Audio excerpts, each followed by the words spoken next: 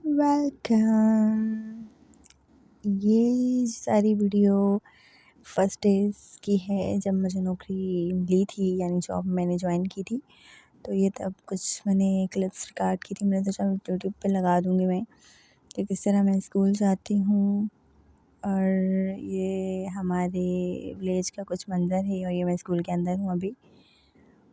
और इसके अलावा ये स्कूल के इनसाइड थोड़ा-सा व्यू है, वो मैं दिखा रही हूँ आप सबको। बहुत बहुत बहुत मज़ा आता है मुझे स्कूल के अंदर, क्योंकि मतलब जब आपकी एक रिलैक्स जॉब होती है तो आप डेफ़िनेटली बहुत एन्जॉय करते हो। तो मुझे भी इन बच्चों के साथ बहुत अच्छा लगता है। और हाँ, जब आपकी एक रूटीन बन जाती है तो आप इस जॉब को बहुत, इस फ़ेज़ को बहुत एन्जॉय करते हो, जैसे मैं एन्जॉय कर रही हूँ।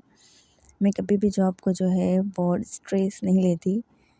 मैं कोशिश करती हूँ कि रिलैक्स रहूँ, डिप्रेशन फ्री रहूँ, ताकि जॉब का जो भी पीरियड है, जो भी वक़्त है, वो बहुत अच्छा गुज़रे। आप बताइएगा नेक्स्ट वीडियो मैं किस चीज़ पे बनाऊँ?